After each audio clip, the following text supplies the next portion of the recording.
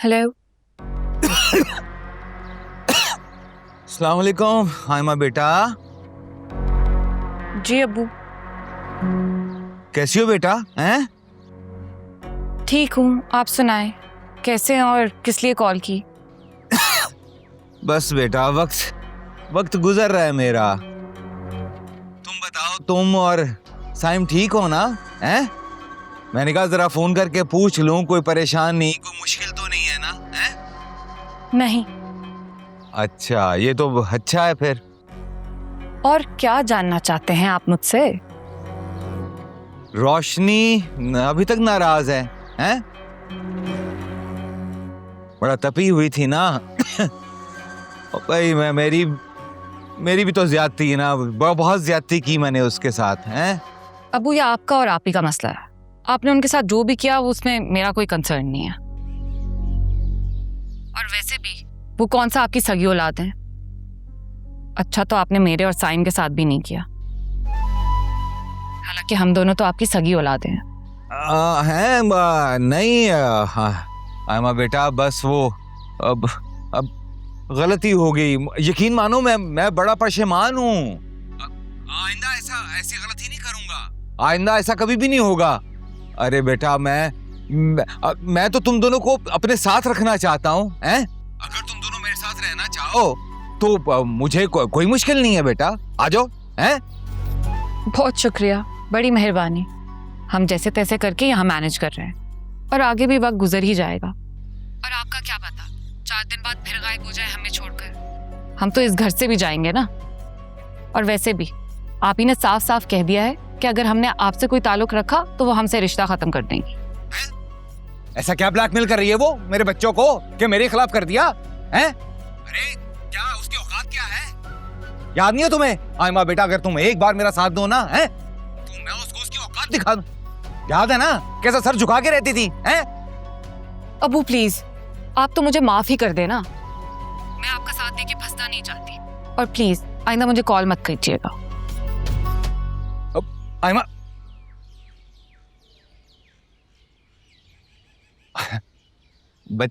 बच्ची है मेरी, बेटी है, ऐसे ही।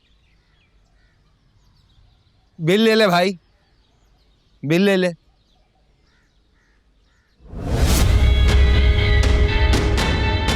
इनका साथ देके अपना काम बिगाड़ लो। पता नहीं आज इनके दिल में हमारे लिए मोहब्बत कहाँ से जागी। पक्का पैसे खत्म हो गए होंगे, इसीलिए मुंह उठाकर आ गए हैं हमारी तरफ।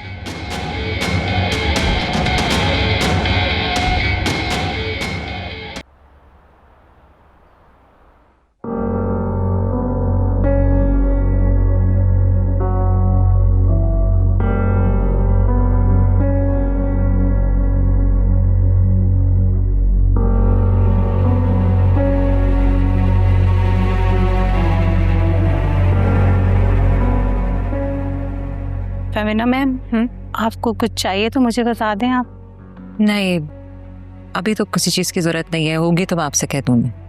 जी थैंक यू।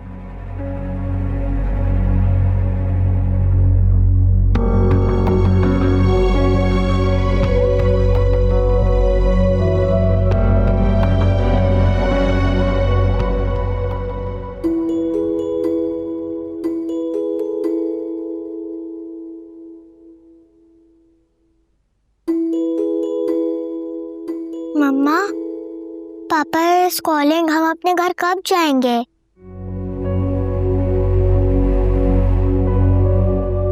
चले जाएंगे बेटा। कब? I want to go home. क्यों? हम जब यहाँ नहीं होते तो आपको यहाँ आना होता है ना, मज़ा आता है ना आपको।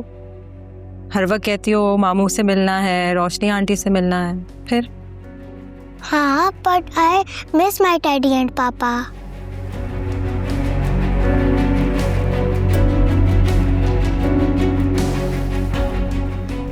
मैं आपका टेडी मंगवा देती। और पापा?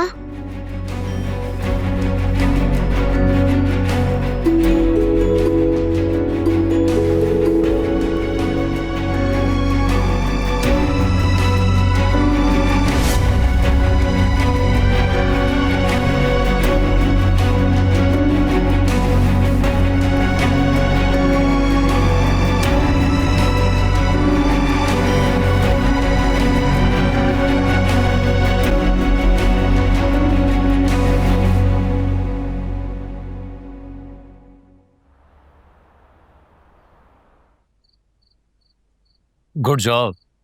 और तुमने वाकई में मुझे मायूस नहीं किया, और इस सारे मैटर को तुमने जितनी जल्दी रिजॉल्व किया है, I really appreciate you.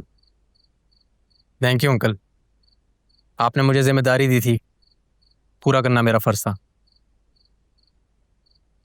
I tried my best. Shekhar बेटा, इन फ्यूचर इसमें तुम्हारा ही फ़ायदा होना है, और तुम्हें शायद इस बात का ज़रा भी आइडिया नहीं है, लेकिन वो बात मैं जानता हूँ। और मैं तुम्हें पूरे कॉन्फिडेंस से ये बात कह रहा हूँ कि सिर्फ मार्केट में एक बार ये सर्कुलेट कर जाए कि तुम्हारी रिश्तेदारी वकार से है, फिर तुम देखना कि तुम्हारी काया कैसे पलटेगी। आई नो अंकल, आप ठीक कह रहे हैं। बस एक बार मेरी शादी हो जाने दें आयमा से, फिर आप देखिएगा मैं वकार से कितने फ़ायदे उठाता। अच्छा चलो ये बताओ कि रिश्ते की बात करने के लिए कब चलना है? मेरे ख्याल में हम कमिंग वीकेंड पे जा सकते हैं। अंकल आपको तो पता है आयमा ने कंफर्म करना है, और वैसे भी हमारा बिजी होना मैटर नहीं करता, लेकिन अगर वकार बिजी हुआ तो हाँ, ये मैं सब जानता हूँ, और मैं भी ये चाह रहा हूँ कि मैं वकार से मिलकर डायरेक्टली तुम्हारी शादी की खुद उससे बात करूँ। मैं आयमा से अपडेट लेता हूँ। ओके, मैं वेट करूँगा। और तुम्हारी काफ़ी ठंडी हो रही है, इसे प्लीज़ एंजॉय करो।